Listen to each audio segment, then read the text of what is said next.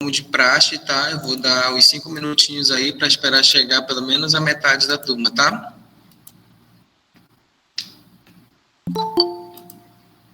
Ok? Ok, professor.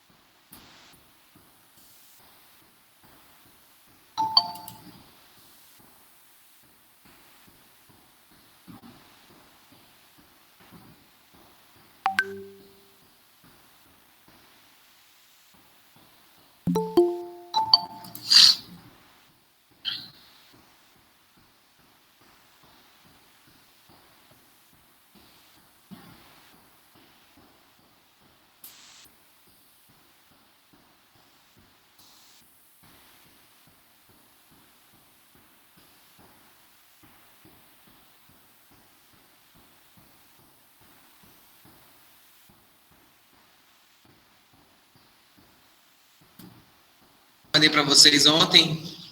Maravilhosa, amei de paixão. Salvou minha vida. Top, né? Bem.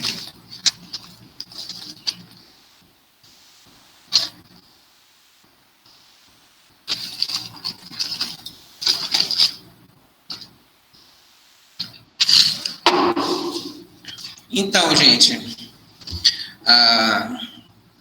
as aulas a partir de agora, elas serão aulas de revisão, para a gente revisar os assuntos que foram passados, tá? Porque eu quero que todo mundo tire uma boa nota na prova, não quero que ninguém fique reprovado, quero que todo mundo tenha uma boa aceitação. E aí tem algumas pessoas que não pegaram o início da turma e não pegaram o início da turma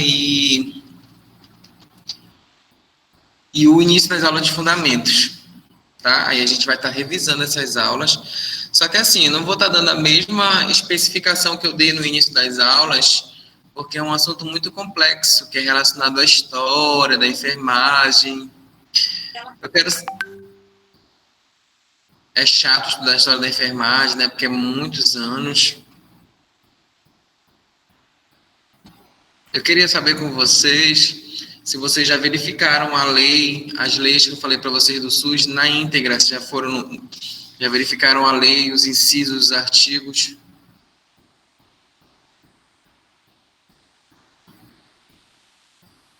Ainda não, né? Vocês estão preocupados com o trabalho que tem que entregar até sábado. Eu ainda não. Entendi. Se eu mandar a lei para vocês no grupo do WhatsApp, fica melhor para dar uma verificada? Sim. Fica, se o senhor tiver, fica até melhor. Então, vou mandar para vocês, igual eu fiz ontem com a apostila. No meio da aula eu mando ali para vocês. Só tirar um... Tá, vamos lá. Fundamentos de saúde. Quem não viu essa aula ainda?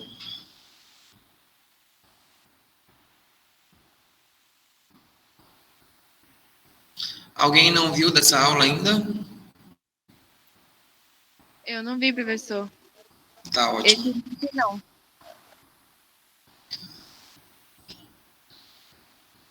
Então, a gente vai começar a falar dos fundamentos de saúde e vai iniciar de onde iniciou o processo de saúde, o processo de doença, que são os processos que vão envolver a nossa matéria, que é a fundamentação científica baseada na saúde. Então, a história da saúde, ela tem toda uma relevância desde o período colonial, que iniciou-se em 1500 e até 1822. Aí eu passei para os meninos a solicitação para eles fazerem um texto sobre a importância das vacinas, desde o período colônia até os dias atuais, com a situação de pandemia que nós vivemos. E eu me surpreendi muito com os trabalhos, com os textos, foram trabalhos muito bem feitos, Uns tiveram copia e cola, mas outros foram a opinião mesmo, da forma com que a gente pediu a opinião sobre o tema. Nossa, gente, ficou muito bom. Eu pontuei 3 redações dessas que mandaram para mim sobre a importância das vacinas no mundo atual, no mundo em que vivemos. Eu pontuei 3 dessas redações e eu vou fazer premiação porque merece, ficaram muito boas. Mas num contexto geral, no aspecto geral, todas ficaram boas. Tá? E aí a gente vai falar sobre o Brasil Colônia. O Brasil Colônia, durante o período do Brasil Colônia, destacamos como características em relação às ações de saúde o processo de doenças, o processo de cartigo-aprovação e a palavra pajé. Aí, Lohane, como tu não assistiu a primeira aula, a gente vai fazer uma aula hoje comunicativa junto com os alunos. Alguns deles são bem participativos e antes mesmo da aula eles já tinham a noção básica do processo de saúde e doença, quando fundamenta a doença, castigo, aprovação, pajé. Você tem ideia por que o processo de castigo e aprovação faz parte do processo de saúde, de fundamento de saúde? Sinceramente, não. Não entendi. Não. Aí a Dinália vai explicar para você por que o processo castigo ou aprovação faz parte do nosso fundamento de saúde. Porque na antiguidade eles achavam que as doenças vinham por castigos divinos. Uhum. Desenvolva. Aí eles achavam que se a pessoa adoecia, ela estava pagando por algum crime ou pecado que ela tinha no oculto, assim, para eles, então vinha como castigo divino. Eles tinham esse mito na época. Entendeu, Lohane? Então, o processo castigo-aprovação era tido, já deve ter visto nas aulas de história, mas não deve ter baseado a matéria saúde, a matéria fundamento de saúde. Mas nas áreas de história, inclusive, fala, até em passagens da Bíblia, fala também sobre pessoas que tinham doenças e eram enclausuradas em cavernas, porque era castigo de Deus, castigo das santidades da época.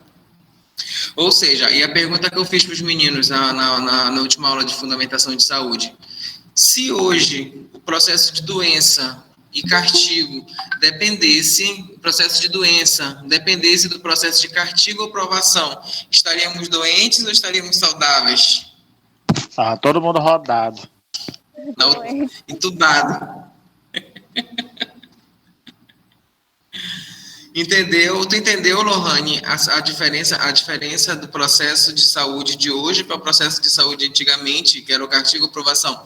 Ah, professor, mas não existe mais esse processo de castigo ou aprovação? Existe, gente. Não é muito difícil você encontrar longe da sua realidade. Ainda existe aquelas pessoas que são ligadas ao meio evangélico, ao meio cristão, cristianismo, que eles insistem em dizer sobre essas situações, sobre se afastar da igreja, tudo. Aí eles usam muito aquele versículo que diz que qual é o versículo, meu Deus? O castigo do pecado é a morte, enfim, outras coisas. Mas antigamente era muito mais frequente esse processo de castigo-aprovação. Você era excluído da sociedade. Outra coisa, se uma família... Acredito Oi? que até... Desculpa, professor.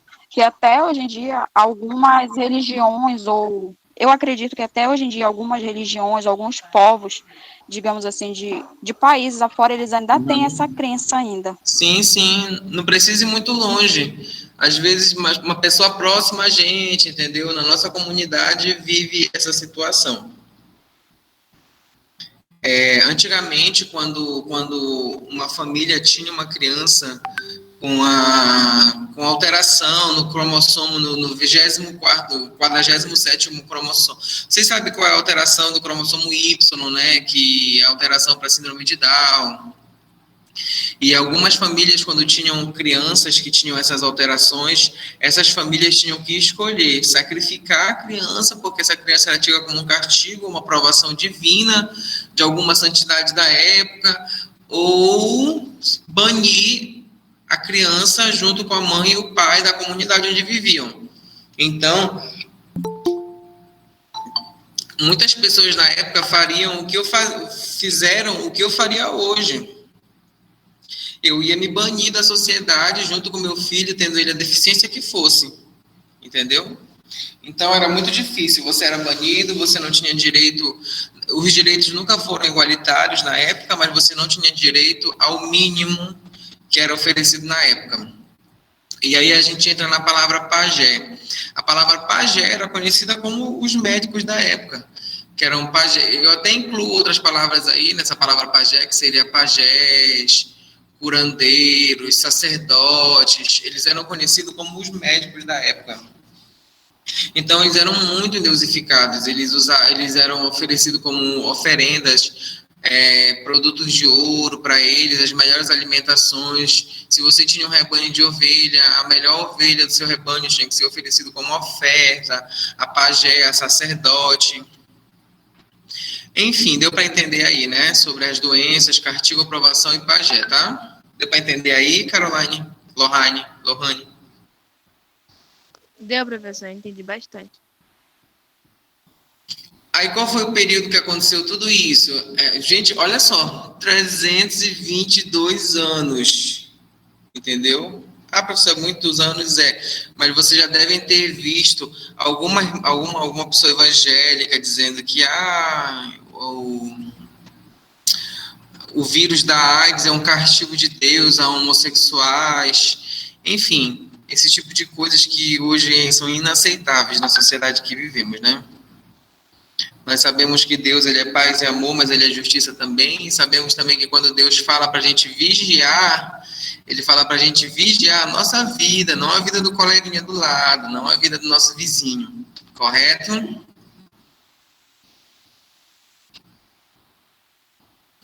Aí, baseado nessas informações, vieram os físicos e cirúrgicos brasileiros, que foi dado início às Casas da Santa Misericórdia no Brasil, a primeira fundada em São Paulo, a segunda em Salvador.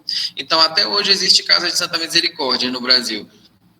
Mas na época em que a Igreja Católica fazia a dominação, porque esse era um dos negócios mais rentáveis da época, era tratar doentes com a proposta de que fariam caridade na época. E, na verdade, nunca foi assim. Eles faziam as Casas de Santa Misericórdia. Na época, existiam 2.116 Casas de Santa Misericórdia espalhadas pelo Brasil. Quem administrava a casa? Freiras, padres, as pessoas ligadas à religião do catolicismo, que era a grande empresa, era o grande fomentador de renda na época, era o catolicismo. Então, iniciava-se, as Casas de Santa Misericórdia iniciava-se com o propósito de que fariam caridades. Tá dando de escutar bem aí, gente? Assim, Tá ok. Tá de boa.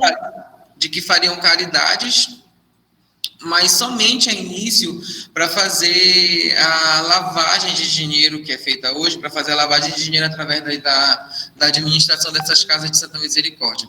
Tanto é que no ano que foi fundada, 1543, a primeira Casa de Santa Misericórdia, em São Paulo, depois de 44 anos, surgiram 2.116 Casas de Santa Misericórdia. Ou seja, quando você vê alguém fazendo uma franquia de um mercado, uma franquia de alguma comercialização, que você vê crescendo, é porque está dando lucro. Então, estava dando lucro às Casas de Santa Misericórdia e eles usavam a informação de que eram para caridade. Mas, realmente, ajudou bastante gente, mas eram pessoas selecionadas. Inclusive, se você não fosse católico, apostólico, romano, você não fazia parte, não tinha atendimento na Casa de Santa Misericórdia. Aí, professor, pode cair sobre a Casa da Santa Misericórdia na prova? Pode sim, gente. Eu acho muito importante cair uma pergunta sobre as Casas de Santa Misericórdia na prova, porque foi o primeiro órgão de saúde no Brasil, foram as Casas de Santa Misericórdia. Aí teve a Casa Santa Misericórdia de São Paulo, a Casa de Salvador, que na época Salvador era a capital do Brasil. E aí a gente pode estar desenvolvendo uma pergunta sobre as Casas de Santa Misericórdia. Gente, vamos lá. Aí teve como marcos no processo de saúde. Na verdade, esses marcos aqui, eles são os marcos da história durante os 322 anos do Brasil colônia, que foi a chegada da família real no Brasil, em 1808, que aí teve iniciação, uma série de fundamentos relacionados à saúde, sem técnicas, sem especificações técnicas, somente fundamentos de saúde. Na época, o conselheiro do rei era um sacerdote, e ele era a maior autoridade médica da época. Aí foi que tivemos a iniciação da política médica, a intervenção na condição de vida e da saúde da população, vigiar, controlar o aparecimento de epidemias. Aí nós temos como base as teorias usadas no processo de saúde e doença. Alguém pode discorrer sobre teoria miasmática? Que o ar é o principal caçador de doenças. Isso. Na teoria miasmática, olha, tá vendo aqui, Brasil 2005, se você colocar esse tema aqui no Lilacs, no Google, aparece o artigo que foi feita essa citação sobre a teoria miasmática, tá? Só se quiser se aprofundar mais. Aí a teoria miasmática concebia as emanações de elementos do meio físico com seus agentes responsáveis e insalubres, porque ainda não se conhecia a existência dos micro-organismos. Considerava-se que o ar era o principal causador de doenças, pois carregava gases pestilenciais oriundos das matérias orgânicas em putrefação. Então, gente, aqui nesse trabalho, a gente vai ter 3 teorias: a miasmática, a unicausalidade e a bacteriana. Mas só que tem que acrescentar aí a pluricausalidade, porque essas 4 que eu vou cair na prova, tá? São as 4, mas aqui no assunto só tem 3. Tá? Multicausalidade. Já acrescentem aí na relação de teorias de vocês, tá? Como você pode repetir, professor? Nós temos a teoria miasmática, que é a primeira, que é relacionada às doenças relacionadas ao ar, que é a primeira teoria desenvolvida no Brasil, no mundo. Em segundo, nós temos a teoria da unicausalidade, tá? Que é essa daí que vocês estão vendo.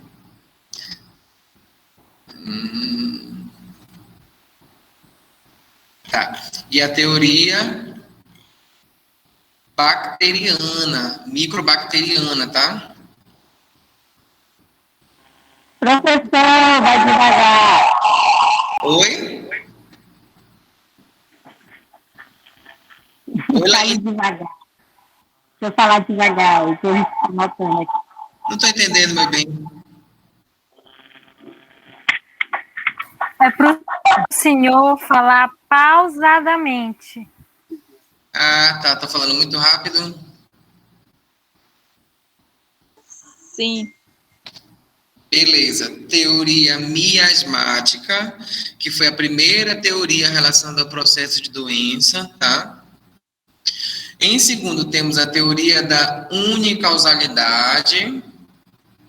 Eu vou só falar o nome das teorias, com o decorrer do texto a gente vai explicando sobre cada uma delas. Em terceiro, temos a teoria bacteriológica, tá? E que não tem no texto, mas foi incluída na aula, na última aula será incluída nessa, a teoria da multicausalidade, tá? Deu para entender as 4 teorias?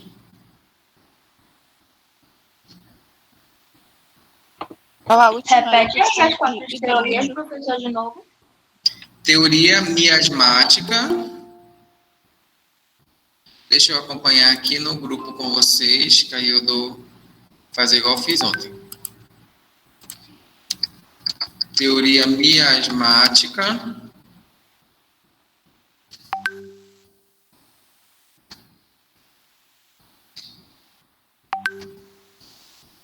Teoria da unicausalidade.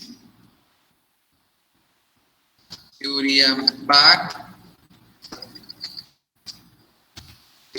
bacteriológica, sem os acentos, mas depois vocês colocam os acentos agudos. E, por fim, a teoria que não está no trabalho, mas ela foi incluída nas aulas e ela é muito importante porque ela é considerada, nos tempos antigos, a última teoria, tá? Teoria multicausalidade.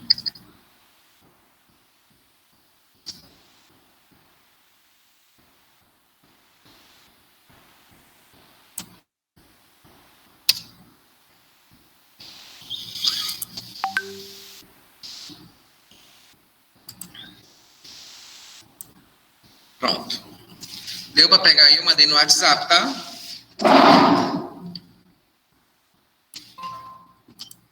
Ótimo. Eu coloquei como favorito.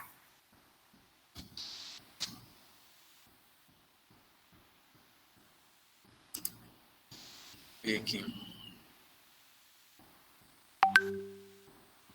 Não vai dormir, Ariane.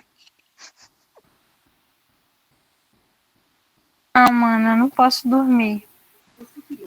Melhorou da dor no umbigo, Ariane? Melhorei bastante.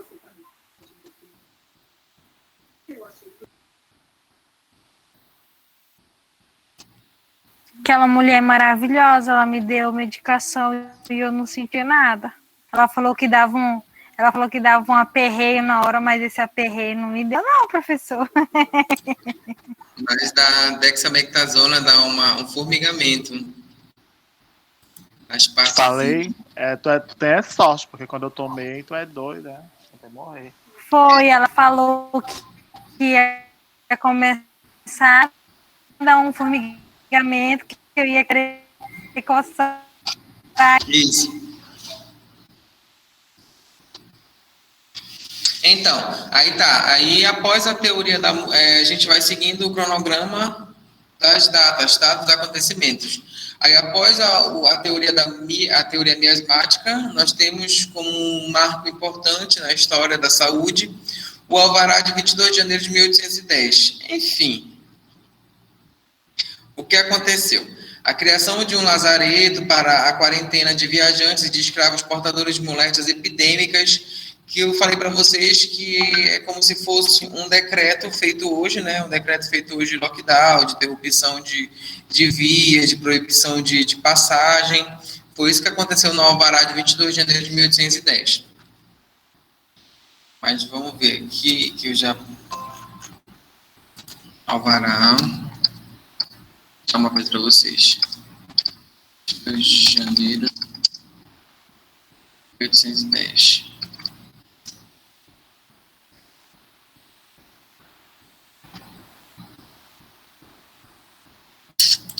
A Eriane, teve uma moça que colocou ontem no status dela que foi maltratada lá na unidade mista, que os servidores que estavam lá são servidores descomprometidos, que não têm amor à profissão. Eu não sei qual foi o horário que ela foi, mas eu imagino que Pois não é. Aham, isso que eu queria saber, fiquei até preocupado. Mas enfim, acontece. E aí, professor, a técnica que estava lá, nossa, eu queria que o senhor estivesse lá para o senhor escutar as coisas que ela falou para mim. Tudo que ela ia fazendo, ela ia me mostrando, me ensinando umas técnicas, tudo, professor. Quando eu falei que eu estava estudando com o senhor. Mas antes de eu falar, ela falou, olha, esse é o remédio tal, ele falou que é para fazer tanto, isso, tudo que a gente estudou ontem, ela me falou, tudinho, foi ótimo o atendimento. Não tive de reclamar.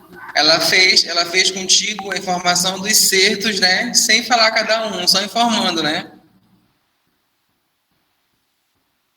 É muito importante a gente ter essa inter-relação com os certos do paciente, que o paciente se sente em forma de segurança com a gente. Então tá, gente, aí tá, o alvará de 22 de janeiro de 1810 teve como marco a criação de um lazareto para a quarentena de viajantes e de escravos portadores de moléstias epidêmicas. Então aí já começava o período de epidemia no Brasil. Como foi vencido os períodos de epidemia no Brasil? Redaçãozinha que todos fizeram. Vacina, tá? A autoridade sanitária poderia conceber o visto de entrada das pessoas na cidade. Logo depois da formulação do alvará de 22 de janeiro, nós temos como período histórico o Brasil Império, que é de 1822 a 1889. Nesse período império, nós temos como ações importantes as ações de combate às doenças transmissíveis, a era bacteriológica. Então, o professor vai perguntar quais são as 4 eras. Ele pode perguntar também qual foi o período que aconteceu cada uma das eras. A miasmática aconteceu no Brasil colônia. A bacteriológica aconteceu no Brasil império. Com o desenvolvimento da bacteriologia, a era bacteriológica e da utilização de recursos que possibilitaram a descoberta dos micro-organismos, foi identificado o agente etiológico da doença, concretizado na segunda metade do século XIX e no início do século XX. E aí a gente tem como base a teoria da unicausalidade, que é a superação da teoria miasmática. O modelo unicausal de compreensão de doença baseava-se na existência de apenas um agente, por um agravo ou doença. Essa concepção causou sucesso na prevenção de diversas doenças infecciosas, mas apresentou uma visão única em relação ao combate à enfermidade em geral. Isso foi bom? Foi bom, porque a gente tinha pelo menos como base uma única causa da doença, então a gente enfrentaria aquela única causa, porque tem várias doenças que realmente têm uma única causa, mas tem doenças que são complicadas, que fazem variações, e tem muitas causas. Então, pôde-se combater através de uma única causa, mas dificultou bastante, porque quem tinha doenças que tinham mais de uma causa, só era combatido uma. Então, o processo da doença da pessoa se dificultava cada vez mais por conta da causalidade da doença e das enfermidades em gerais. E a gente tem aí como ênfase a República Velha, que é em 1889 a 1930, que teve o avanço da bacteriologia, a medicina higienista. Lembra lá o que é medicina higienista, Claudiane?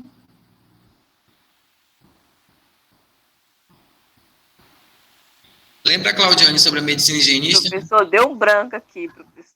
Então tá, vamos lá. A medicina higienista ela é baseada naquela fundamentação. O local limpo previne muito mais o agravo de doenças. O paciente limpo, ele previne muito mais o agravo de uma doença ou de uma infecção. A reeducação alimentar previne muito mais a proliferação de uma doença, entendeu? A medicina higienista ela é baseada nisso. No local, na higiene do local, na higiene do corpo, na saúde alimentar, na reeducação, baseada nesses aspectos, tá certo? Certo. Aí a gente tem como ênfase também o planejamento das cidades. Aí eu pergunto para o Andrei, o que tem a ver o planejamento das cidades relacionado ao processo de saúde e doença?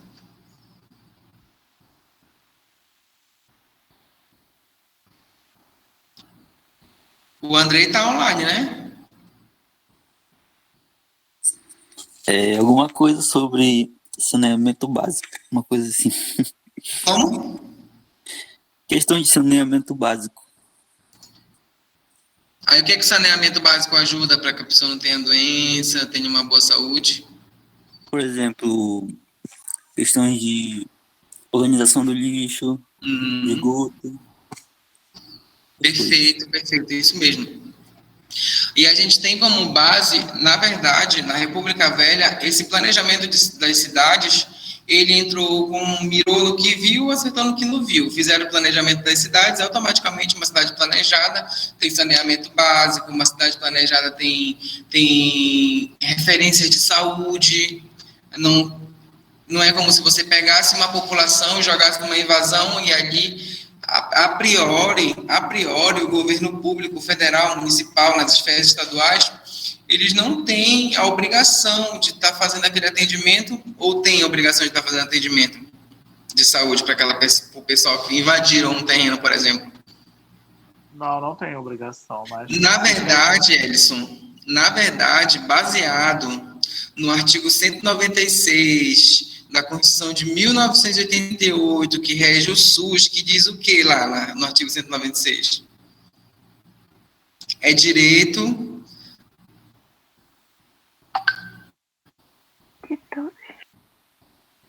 Vamos lá? Então tá, vamos lá. No artigo 196 diz que é direito da população e é dever do Estado, tá? Só que aquela população que fez uma invasão no terreno vai ser uma população desassistida. o poder judiciário, o poder público, ele pode muito bem informar que os planos para a urbanização daquele município e para a saúde daquele município, daquele terreno, estava em planejamento ainda, mas com o decorrer, aí a pessoa pega e invade, faz aquelas construções mirabolosas, aí leva rato, leva cachorro, escorre água, joga lixo fora, e aí isso é uma população muito propensa a pegar doenças infecciosas. Professor? Oi? Artigo 196, o que mesmo não deu para mim entender aqui. Só a parte do artigo mesmo, não a explicação que o senhor fez depois. Tá, é direito da população e é dever do Estado. A assistência de saúde, tá? Okay. Perdão, quem foi que perguntou? Eu, Claudiane. Ah, tá, Claudine. Pois é, dá uma lida lá no artigo 196, ele é muito legalzinho, ele é bem simplesinho também, tá? Então, a gente vai ter aí o planejamento das cidades. E a gente entra em sequência com as doenças de destaque, que é a cólera, a peste bubônica, a febre amarela, a varíola, a tuberculose, a hanseníase, febre tifoide. Na verdade, todos vocês citaram essas doenças aí no processo, na importância das vacinas no mundo. Achei muito legal, vocês fizeram uma citação de uma doença, fizeram a situação de uma erradicação. Teve as pessoas que colocaram assim, em alguns textos, e aí, tarará, tarará, tarará, com a evolução das doenças, e agora foram exterminadas essas doenças da face da Terra. Aí eu dei uma lida lá e disse, gente, bora usar os termos técnicos. Qual é o termo técnico para a finalização de uma doença, quando não tem mais foco dessa doença numa região? Erradicação. Erradicação. É o secretário com a palavra o secretário de saúde. Futuramente, quem sabe. É a erradicação, tá? Quando não existe mais focos de uma doença numa população, numa região, é considerado por erradicação, que a vacina fez efeito e foi erradicado o processo de doença e o processo de transmissibilidade desta doença. Dessas doenças, a que eu acho mais incrível que aconteceu na época é a peste bubônica, né? Que é a infecção transmitida através de pulgas. Acho muito nojento isso, ainda bem que eu não vivi essa época. Eu já imagino logo todas aquelas pulgas vestidas. Oi. Eu fui pro sítio sábado, eu peguei 2 pulgas no meu pé. Não tá com peste bubônica. Só pegar uma agulha e ó. Essa é Eliane, meu Deus do céu. Eu não vou relevar, Eliane, não vou relevar. Vou pedir pro Rafael excluir essa parte. Ei, professor, se o senhor quiser, eu mostro o buraco que tá na minha unha aqui. Então, durante o período da República Velha, a medicina higienista passou a ter ênfase no Brasil e a determinar o planejamento urbano das grandes cidades. No momento em que os tripulantes estrangeiros receavam desembarcar nos portos brasileiros, com medo de contaminar inúmeras doenças, com medo de contrair inúmeras doenças e se proliferarem aqui, o saneamento foi a solução encontrada para tentar melhorar a imagem do país no exterior. Ou seja, nesse período, o Brasil sempre foi um país litorâneo, tudo tem os portos, tudo tem o maior porto, que fica localizado em Salvador. Salvador. É o de Santos? Santos, perdão. Isso mesmo, São Santos. Paulo. Perdão. Então, tem o maior porto localizado em Santos, e na época aconteceu no Brasil o mesmo que aconteceu em Vitória do Jari. Alguns navios, no período de pandemia, foram proibidos de vir, porque a doença ainda não tinha acometido o norte do Brasil e nem o sul do estado do Amapá. E muito menos o extremo sul do estado do Amapá, que é Laranjal do Jari e Vitória do Jari. Mas hoje com essa disseminação assim, muito acelerada, mas eu ainda indico que teve muito a ver com esses navios aí, Vitória do Jari e tudo, algumas doenças, essa epidemia de coronavírus, essa variante, que vocês caso vocês não saibam, o primeiro diagnóstico da variante, a em Vitória do Jari, foi encontrado num secretário de município aí. Até mesmo antes de ter notificação em Macapá. O Hélice deve estar por dentro disso aí.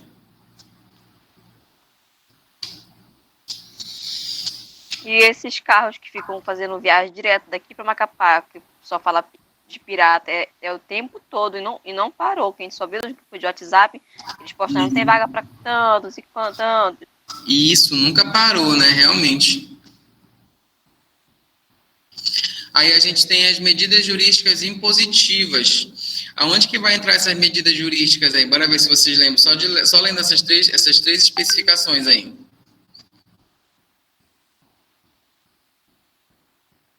Notificação de doença, vacinação obrigatória, vigilância sanitária. Isso. Aí a gente vai ter a notificação da doença, porque é muito fácil uma população toda contrair uma doença e o poder público simplesmente não fazer notificação, não saber quantas pessoas tiveram, quantas pessoas não tiveram, quantas pessoas foram vacinadas, quantas pessoas não foram vacinadas, quantas pessoas morreram, quantas pessoas não morreram, entendeu? Então, as medidas jurídicas impositivas da época fizeram essa notificação de doença. E eu levo muito em consideração a vacinação obrigatória, que é aquela vacinação que eu falei para vocês, que a brigada sanitária entrava na casa e era tiro. Era aquela vacina desse tamanho, assim, ó.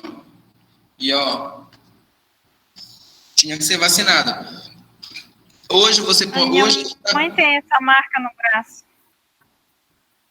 Hoje é muito diferente. Antigamente é muito diferente do que está acontecendo hoje. A única diferença é que você pode se recusar a tomar a doença, mas ainda existem algumas empresas aí que estão usando pode se recusar a tomar a vacina, mas existem algumas empresas aí que estão solicitando que os funcionários só podem continuar no quadro de funcionários se tomarem vacinas.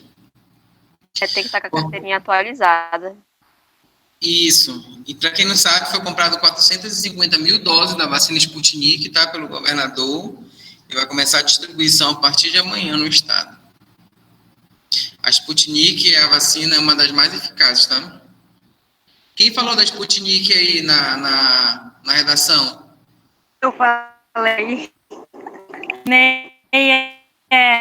Eu citei sobre todas, mas eu não expliquei sobre elas. Mas teve duas pessoas que especificaram sobre a Sputnik. Eu, professor Juliana. Ah, tá. Então explica pra gente aí. Juliana e a Neyeli. Então, Juliana, explica pra gente aí o laboratório que fez a Sputnik, qual é a porcentagem de efeito favorável que ela tem. Explica aí para os nossos colegas. Juliana saiu da reunião. Ela até saiu. Acho que a internet dela não ajudou no momento. Não foi, não. Foi medo. A internet dela deve ter caído. Olha o Ellison. Neyeli, aparece, Neyeli. Eu de Juliana. Explica aí, Neyeli. Você falou sobre ela. Mano, quer me matar o coração de nervosa agora. Tá, mas vamos lá. Eu não tenho muitas informações sobre a Sputnik, mas, a meu ver, ela é uma vacina russa, né? De um laboratório russo, e ela é uma das mais eficazes para o combate ao coronavírus. Ela tem, salvo engano, 91,6 de eficiência e eficácia, né? Para não contração da medicação. Ela é uma vacina atenuante. Fernanda, ela é dose única, né? Dose única, uma vacina atenuante, dose única. O que é atenuante? Ela é feita do vírus, então se você nunca teve o coronavírus e de repente fazer a vacina depois de 7 dias for fazer o teste rápido ou qualquer outro teste, vai aparecer positivo? Vai aparecer positivo, porque ela é o vírus atenuante. O correto é da IgG, né? O correto, vocês sabem o que é IgG e IgM, né? Então, o correto é da IgG, não IgM. Gente, sério que a Juliana saiu da aula? Ela vai. A internet dela aqui. Professor, a internet não tá muito boa, não. Também acho. Deve ter sido da internet. Tadinha, ficar dizendo que a bichinha correu, acho que foi a internet. Acho que ela correu, sim, que ela é vergonhosa, eu conheço. Não, isso foi a internet. A internet não tá muito boa, porque choveu, aí tá falhando um pouquinho. Eu vejo a maldade no Elis. Então, aí, gente, aí a gente vai ter como vigilância, a vacinação obrigatória, e aí foi criada a vigilância sanitária. E aí, em meados de 1903, ocorreu a nomeação de Oswaldo Cruz para diretor do Departamento Federal de Saúde Pública. Oswaldo Cruz era médico. Cite uma especialização de Oswaldo Cruz.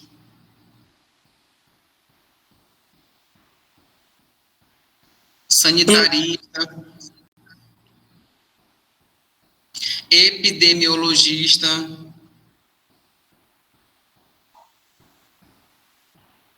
infectologista, tá? Dentre tantas, essas três são as mais importantes. Aí tá, em 1903, Oswaldo Cruz foi nomeado diretor-geral de saúde pública, cargo que corresponde atualmente ao Ministério da Saúde. Em 1904, enfrentou um de seus maiores desafios como sanitarista. Devido a uma grande incidência de surtos de varíola, o médico tentou promover a vacinação da população. A vacinação era feita pela brigada sanitária. Os profissionais entravam na casa das pessoas e vacinavam todos o que ali estivessem. Mas essa forma de agir indignou a população e o fato ficou conhecido como? Revolta da vacina. Revolta da vacina. Antes de eu entender sobre o processo de saúde e doença, eu entendia que a revolta da vacina era a revolta das pessoas que queriam tomar vacina. Entendeu? Mas hoje a gente entende, é totalmente diferente. Hoje a gente entende as pessoas que foram curadas, mas não aceitaram as medidas jurídicas impostas na época e fizeram a revolta da vacina contra um dos maiores homens da história da saúde pública, tá? Essas vacinas agora da Covid, né? Teve muita gente também que falou que não ia tomar por conta disso, daquilo. Teve muita especulação, muito mesmo. Olha, foi feita no interior, né? Mesmo. Foi feita para o interior semana passada, e os evangélicos se recusaram a tomar a vacina. Até então que veio um número muito baixo de lá. Então é isso, eles não querem tomar. Eles vão tomar, então, se eles não tomarem. Vão tomar. O meu marido também não queria, agora ele já se decidiu. Ele disse que ele vai tomar a vacina. Eu falei para ele ontem. Porque ele viu. Eu falei para ele ontem. O senhor falou para ele ontem, doutor? Falei. Porque até então disse que ele não ia de jeito nenhum. Meio que tem para tentar erradicar e controlar o vírus que tá muito forte e muito agressivo. Muito agressivo, ele está cada vez mais letal. Hoje nós tivemos mais um paciente entubado aí de Vitória do Jari, tá? Ele, não sei qual era a função dele, mas eu acho que ele era procurador municipal, Dr. José Carlos. Carinhosamente conhecido o esposo da enfermeira Valéria, né? Ela está desesperada. Uma enfermeira, conhecida como Zé Carlos, ele foi entubado hoje, tá? Ele está em observação. Nós temos a dona Amélia também, que está em observação no hospital. É a mãe do técnico Patrício, que trabalha lá com a gente na unidade mista. Minha avó. Tua avó, né? É. O tio do meu esposo também foi transferido hoje para o hospital. Deixa eu só ver aqui. Peraí, Nelciane. Deixa eu só olhar aqui uma situação.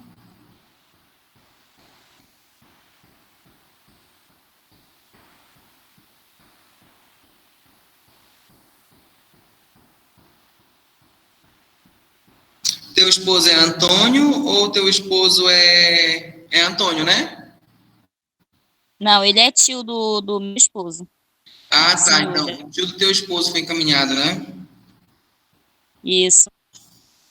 Eu vou estar compartilhando com vocês o boletim dos internados aqui de Laranjal do Jari, que são de Vitória do Jari, para vocês ficarem acompanhando, tá? Ótimo. Eu estava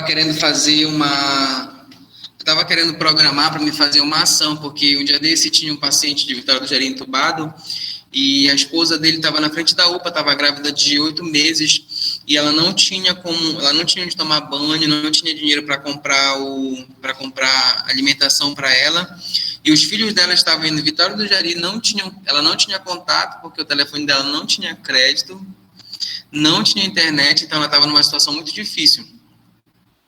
E aí o que eu fiz? Eu fiz a transferência do paciente, eu vi aquela moça sentada lá na frente, triste, e eu perguntei para ela o que estava acontecendo, tudo, ela me contou a história todinha. Enfim, eu fiz o que todo mundo faria, eu levei ela para casa, ela tomou banho, jantou, perguntei se ela queria ficar, mas ela queria ficar lá na frente da UPA, fazendo oração para o marido dela.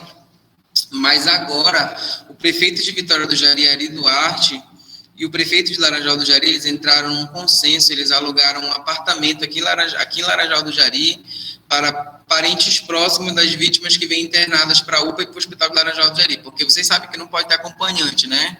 Na UPA nem no hospital.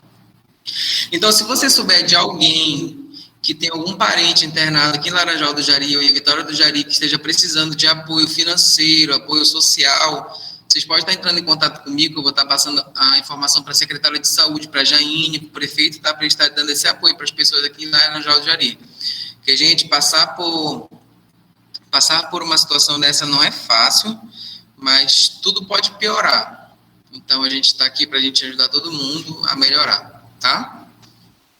E a gente Muito pode... bom, a gente pode Inclusive, Sim.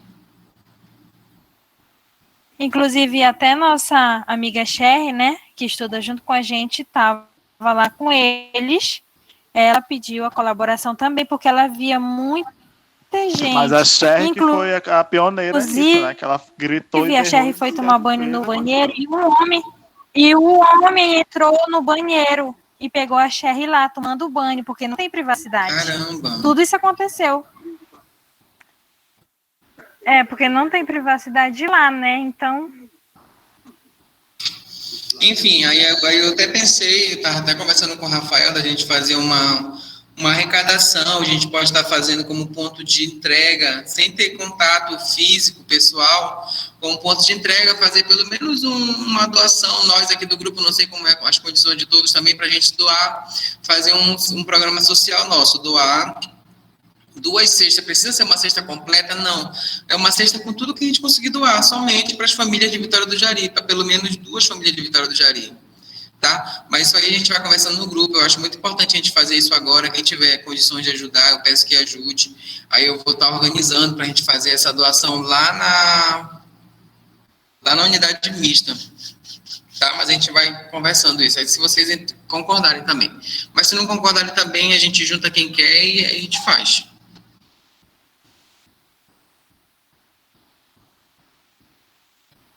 Então, Neuciane, qualquer dúvida, qualquer informação que quiser ter lá sobre o tio do teu marido, tá? Pode estar me chamando aí no PV. Se eu não responder, dá um toque rapidinho assim, que aí eu vejo, tá? Ok, professor. Gente, cadê a Geiciane?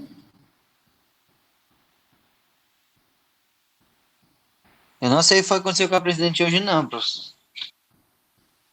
Deve ter acontecido alguma coisa séria, porque ela é bem focada também, Ela me repassou que Pois ela é, iria como- trocar de celular, parece. Ela tá tendo alguns problemas para até eu tive que repassar o material para ela, todinho. Rafael, confirma se está sendo gravada a aula.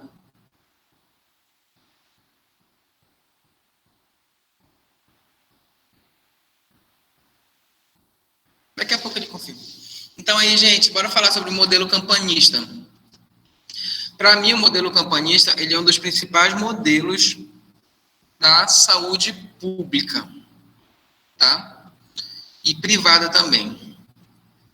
Porque é muito difícil você lidar com uma informação, com uma doença que você não sabe o que ela é capaz, da forma como que aconteceu o coronavírus. A gente sabia que o coronavírus matava, mas a gente nunca sentia dor, porque o ser humano ele é desse jeito mesmo. Enquanto não for alguém da sua família que morra, você não vai ter as mesmas medidas de segurança, entendeu? Então, a gente tem que se colocar no lugar dos colegas e não tem sido fácil. Então, o modelo campanista, ele vem para fazer a campanha, para fazer as informações sobre as pestes, sobre as doenças, sobre as vacinas, sobre todos os acontecimentos baseados em saúde. No site do Ministério da Saúde tem uma determinação que ela é somente para publicar para a publicidade e todos os canais de TV aberta, rádio, redes sociais, eles têm que dar Qual é a palavra, Jesus, que dá? Eles têm que dar uma margem do horário deles para as políticas, para as campanhas, para políticas de campanhas públicas. Então, o governo federal não paga por isso. Se o governo federal resolver fazer uma conscientização sobre o coronavírus, que a gente vê muito sobre o Aedes aegypti, né, sobre a dengue, então não é pago essas campanhas. Todas as emissoras, todas as rádios têm por dever liberar um horário para essas políticas, essas campanhas públicas. A Era Vargas e Autoritarismo e a Nova República, tá.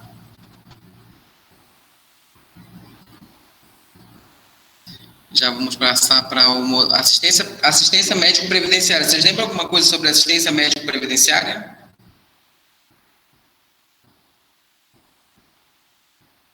Assistência médico-previdenciária é aquela informação que eu falei para vocês que quem tinha direito à saúde eram os trabalhadores que pagavam a previdência e alguns de suas esposas, alguns de seus dependentes. Órgãos especializados, tuberculose, hanseníase e doenças venéreas expandiram-se as atividades de saneamento para outros estados. Em 1923, foi celebrado o convênio entre o Brasil e a Fundação Rockefeller, que promulgava a Lei Eloy Chaves. Essa lei aí, ela é uma lei de assistência social, de serviço social, considerada um marco do início da Previdência Social no Brasil, que criou as caixas de aposentadorias e pensões, conhecida pela sigla de CAP, Caixa de Aposentadoria e Pensões. A gente vai ter 4 siglas, das CAPs, das CAMPs, do SUD, do SUS, e essas siglas podem estar caindo na nossa prova também, tá? Repita aí as siglas. Oi? Repita aí as siglas, hein? Não, vai passar durante a aula, eu vou só especificando para vocês quais são. Agora, nessa parte do texto, a gente vai falar sobre a CAP, tá? Que é a Caixa de Aposentadoria e Pensões, ok? Esse é o que o senhor falou, professor, que eles tinham esse acompanhamento enquanto estava trabalhando, e depois que eles saíam, Isso. Eles perdiam tudo isso. Perdiam tudo isso. Então, se você está contribuindo, você tem. A partir do momento que sabemos que quando entra numa fase da pessoa da melhor idade, de idosa, não tem mais como trabalhar, e automaticamente não tinha como pagar as caixas de aposentadorias e pensões, e automaticamente eles perdiam o serviço médico previdenciário. Eles são independentes, e dava vaga automaticamente para quem estava iniciando no serviço previdenciário. Trabalhavam a vida toda e quando saiu, não tinham direito a mais nada. Isso mesmo. Em 1930, foi feita a criação do Ministério da Saúde, que é o MESP. Quem foi o primeiro? Quem foi o ministro de Saúde lá em 1903? Oswaldo Cruz? Isso, Oswaldo Cruz. Oswaldo Cruz. Isso mesmo.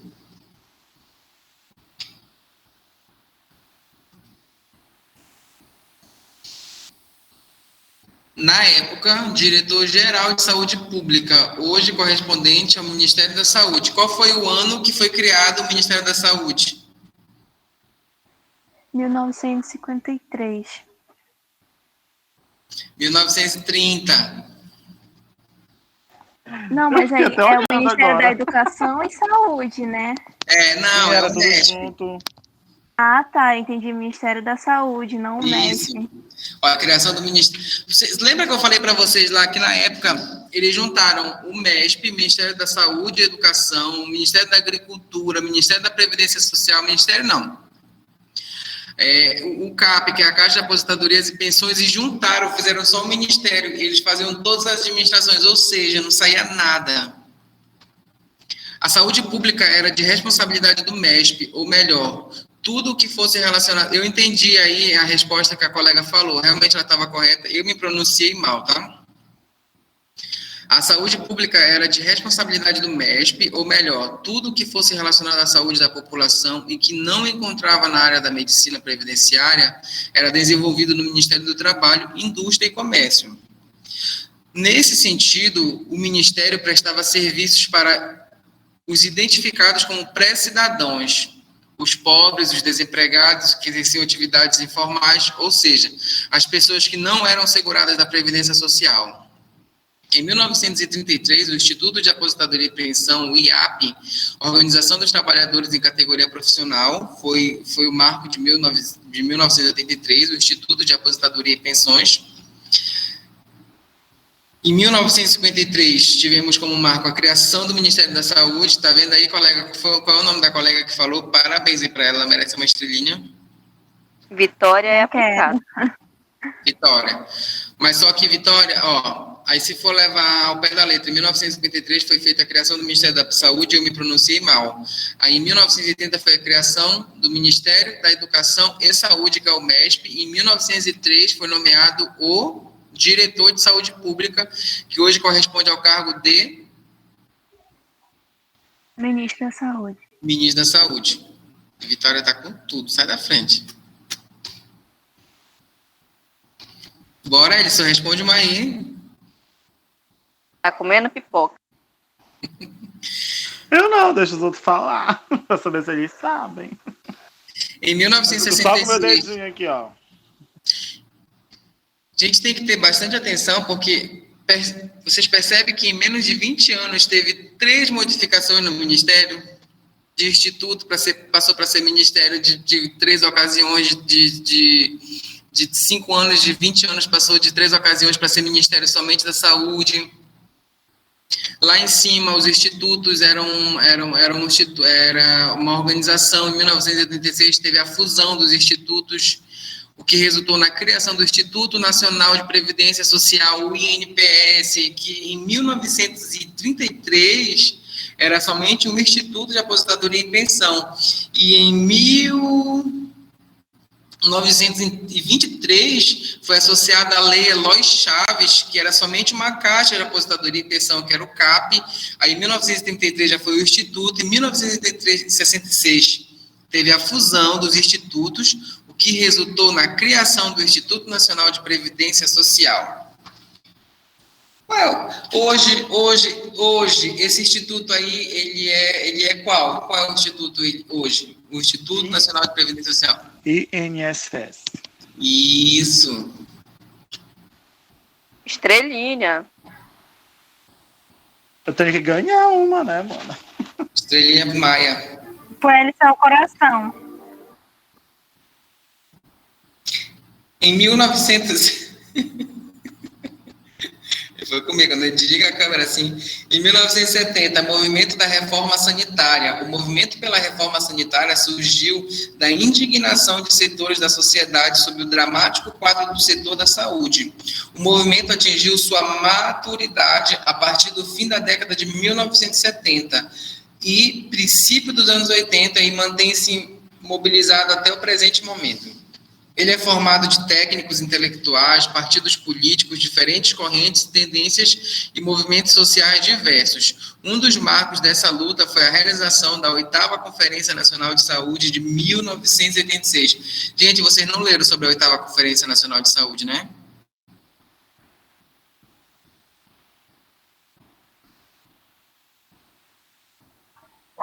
Fala das diretrizes que foram... Fala, a oitava, vocês não leram, né? Mas a 8ª, assim... Foi onde foi articulada o direito à saúde? Isso, Mayara. Basicamente isso, mas na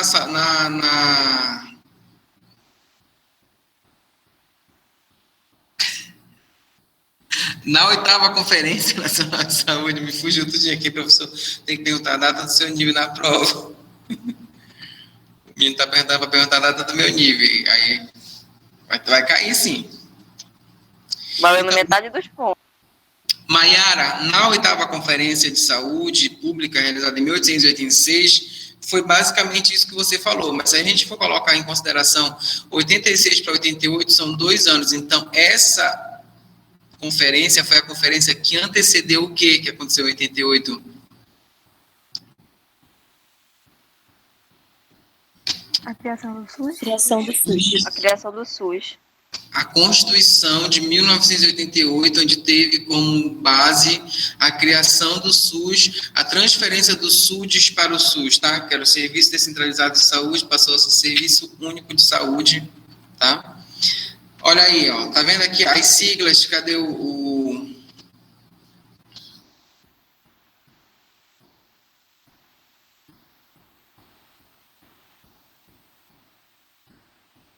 medicina previdenciária, assistência médica restrita aos trabalhadores que exerciam atividade remunerada e aos seus dependentes. Gente, eu vou estar mandando para vocês aqui no WhatsApp uma foto mais simplificada sobre esse procedimento aqui. Eu achei esse procedimento aqui muito complexo, porque ele trata de bipartite, tripartite, unipartite, tá?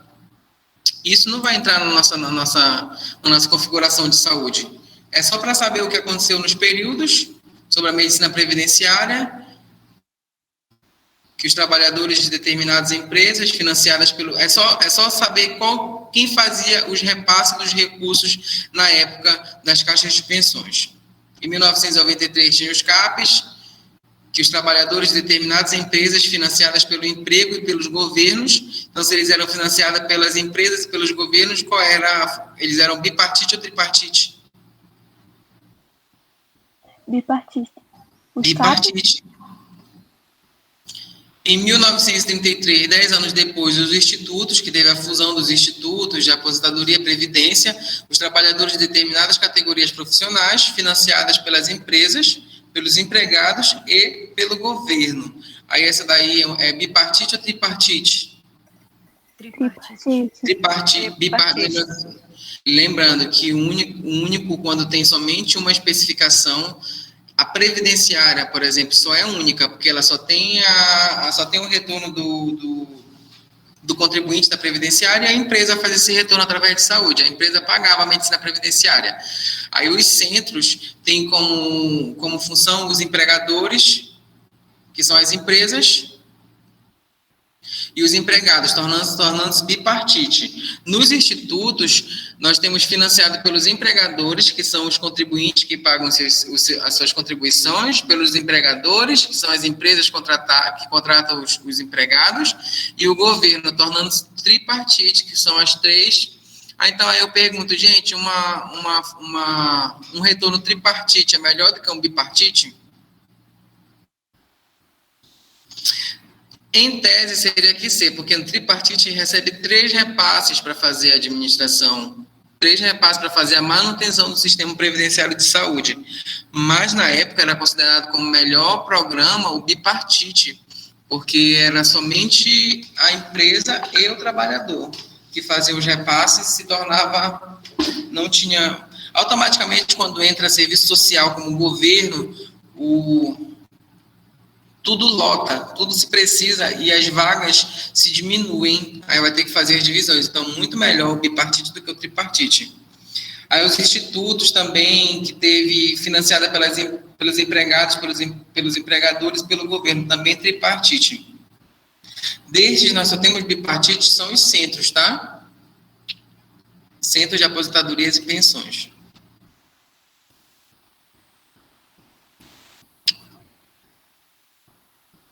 Cadê a mocinha que perguntou sobre o artigo 196?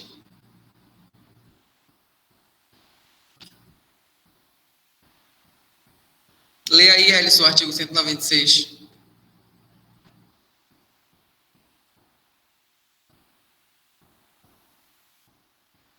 Oi, eu, professor. Onde é que tá? Perguntei. Oi, Claudiane. O Edson tá aí no slide. É o direito de... Eu que perguntei sobre o 196. É o direito de todos. Eu vou parar de pedir para ler. Toda vez sai da reunião, de câmera. Mas não tô conseguindo achar. Tá aí na apostila, tá aí no slide. Tá aí, ó. Ele tá fugindo, professor. A saúde é o direito de dever do Estado. E o dever do Ele tá Estado. prestando atenção na comida. Políticas sociais e econômicas que visem a redução do risco de doença e de outros agravos e ao acesso universal e igualitário das ações e serviços para sua promoção, proteção e recuperação. A vista aqui não ajudou. Isso mesmo, esse é o artigo 196.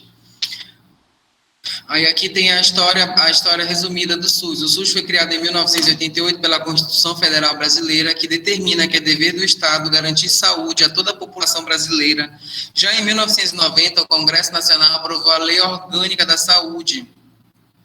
que detalha o funcionamento do sistema e institui os preceitos que seguem até hoje. A lei de 19 de 9 de 1980 foi assinada a lei 8.000. Em 19 de 9 de 1980 foi assinada a lei 8.080, que é essa que eu vou mandar para vocês lerem na íntegra, tá? Que dispõe sobre as condições para a promoção, proteção e recuperação da saúde, a organização, o funcionamento dos serviços correspondentes, instituindo o Sistema Único de Saúde. O SUS é um dos maiores e mais complexos sistemas de saúde pública do mundo, abrangendo desde o simples atendimento para avaliação da pressão arterial, por meio da atenção primária, até o transplante de órgãos, garantindo acesso integral, universal e gratuito para toda a população do país. Com a sua criação, o SUS proporcionou o acesso universal ao sistema público de saúde, sem discriminação, a atenção integral à saúde e não somente aos cuidados assistenciais, passou a ser um direito de todos os brasileiros desde a gestação e por toda a vida, com foco na saúde em qualidade de vida, visando a prevenção e a promoção da saúde. Gente, lembra que eu falei para vocês lá, Claudiane, que a gente falou que a pessoa trabalhava a vida inteira e quando saía da Previdência Social, das caixas de Previdência Social, perdiam o direito à saúde? O que muda com o SUS? Mudou totalmente, né, professor? Veio a favorecer a todos. Todos. Tanto os pobres, ricos, indígenas, a toda a população em geral.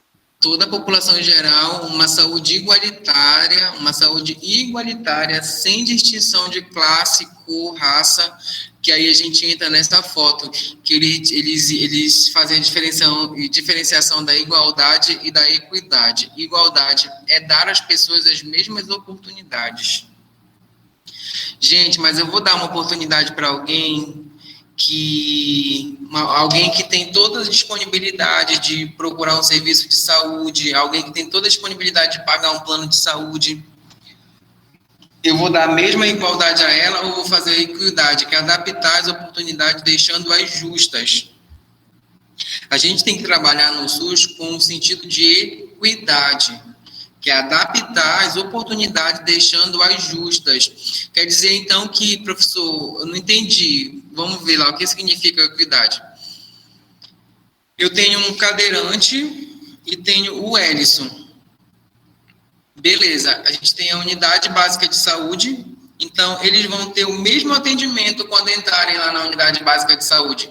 Mas se a minha unidade básica de saúde não tiver uma rampa para o cadeirante subir sozinho na cadeira dele, se a minha unidade básica de saúde não tiver o alto relevo no chão para o deficiente visual ir andando, quem é que vai ter? Vai ser a mesma igualdade do Ellison, que vai chegar andando, vai entrar lá e vai ter o atendimento? Não. Então, a gente vai ter que fazer essas adaptações para ter equidade no atendimento à saúde, tá? Gente, estou pensando em fazer um teste para vocês amanhã. O que vocês acham? Um teste online? Eu acho uma ótima ideia para a gente ir testando nossos conhecimentos. Fazer um teste online até o artigo, até aqui, ó. Até qual é a página? Até o slide 22. Vou fazer um teste para vocês com 10 questões. Tudo bem? Tudo certo? Ótimo. Ok. É um teste avaliativo, tá? Vou fazer 10 questões. E automaticamente vocês já vão, eu não sei se pode baixar a prova, mas não, que eu saiba não, mas pode estar, vocês batam os prints de todas as questões que vocês respondam e deixem salvos aí no celular de vocês, que a gente pode estar usando algumas perguntas do teste avaliativo para a prova institucional, tá? Professor,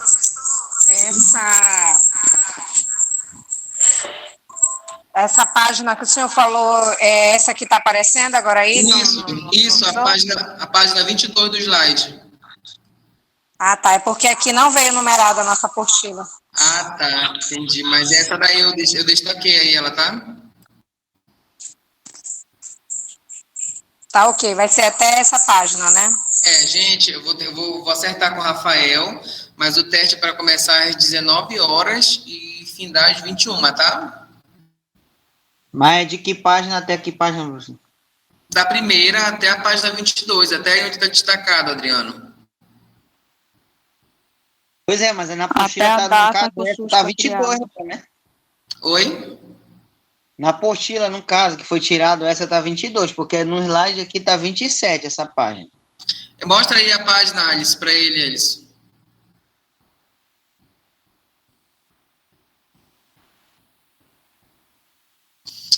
Mas olha, Adriano, depois da aula dos institutos lá das siglas, depois da aula das siglas, vai ter somente o artigo 196 e o SUS. Pronto, é até aqui, ó. Tá destacado aqui, tá? É até onde o SUS foi criado. Isso, o SUS foi criado em 1988 pela Constituição Federal, ok? Ok. Então, quem não assistiu a aula hoje, vocês avisam lá no grupo, tá? Até para a Gessiane, que a gente vai tentar fazer esse teste amanhã, tá? Já vai valer ponto, tá? Para a gente incluir na grade de vocês. Gente, eu estava conversando com a secretária de saúde do município e tem alguns serviços ofertados pelo Ministério da Saúde que não tem em Vitória do Jari. Não tem base em Vitória do Jari. Exemplos. Telesaúde.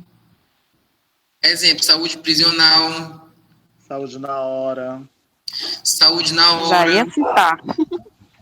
Aí, o que a gente vai fazer? A colega que está com saúde, a colega que está com telesaúde, não tem no Laranjal do Jari também.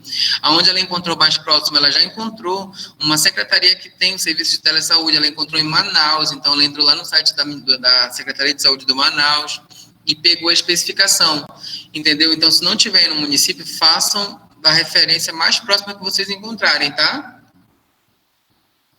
No nosso caso, a gente ficou com saúde na hora, mas a moça da secretaria acabou explicando para a gente que eles já estão em fase de licitação já para implantar. Nossa, ela acabou falando um pouco.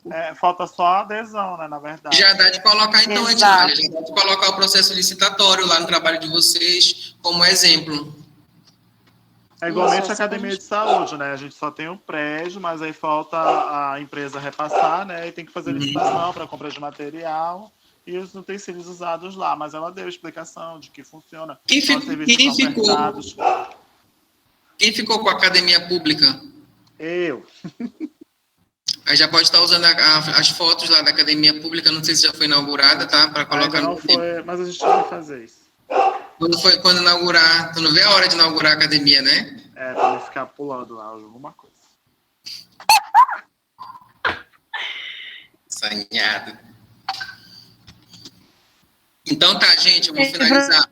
Oi, pode falar. Professor, a mesma coisa com o consultório de rua, a gente tem que verificar onde teve o consultório de rua? O mais próximo, mas eu acho que tem, em Vitória do Jari. Qual é esse consultório de rua? Deixa eu dar uma olhada aqui. Não, a gente já verificou, eu verifiquei em Laranjal, também o professor Gil disse que não teve lá ainda, a gente encontrou um que teve em Macapá, mas ainda é bem... Na verdade, aqui no estado acontece a carreta... Você já ouviu sobre a carreta itinerante que vem fazer o teste de mamografia nas mulheres? Isso que eu ia falar, que é o Hospital de Amor, né? Eles têm essas consultas de rua que no caso inclui. Qual é o teu grupo, Eliane? 2. Vai ficar com consultório de rua e com a estratégia de saúde da família, né? Olha, a Eliane, a enfermeira Carla... No consultório de rua não se... A enfermeira Carla... Não se encaixaria nas ações que eles fazem nos interiores também? Não. As ações interiores é equipe de saúde da família ribeirinha, esse tipo de coisa. Márcio, eu vou até ajudar ele. Ah, certo. Mas tem, Ednália, o consultório de rua pode ser as carretas itinerantes. Aqui no Amapá tem sim, que eu já participei de uma. É a carreta do amor. E se eu não estou enganada, a carreta do amor sempre vem Isso. aqui uma vez por ano, e esse ano estava previsto para ela vir agora em março. Ela viria agora, né? A pandemia foi cancelado. Entre o dia 20 e o dia 30 de março, só que foi cancelado por conta da pandemia, mas os exames vão ser efetuados assim que passar. Então tá, gente. Qualquer dúvida pode estar mandando no meu PV, tá? E quem quiser mais informações, me procura. Ei, Iriane, só para falar para ti, a Carla está disponível, tá? Ela dá estratégia, saúde da família. Ela pode estar te dando todas as informações do município. Inclusive, agradeço tá. lá Tá a bom, Sandra a gente Pimentel, vai ela foi entrar bem em contato com ela. atenciosa hoje. Soube me explicar super bem os assuntos. A Sandra é maravilhosa. Tchau, meninos. É a patrocínio do sistema, né, Fernando? Tchau, galera. Boa noite. Maia, depois eu entro em contato contigo. Tirar alguma informação. R$3. Ah, não. Ah, gente, É uma eu vou falar lá no grupo com vocês para a gente fazer pelo menos 2 cestas básicas para a gente doar para as famílias que estão com pacientes internados em Laranjal do Jari, tá? Posso contar com vocês? Principalmente as mais humildes, né? Não, tem que ser humilde. Tem que ser humilde, sim. Tchau, Nelciane. Boa noite. Ah, boa noite. Tchau, boa noite. Tchau. Boa noite.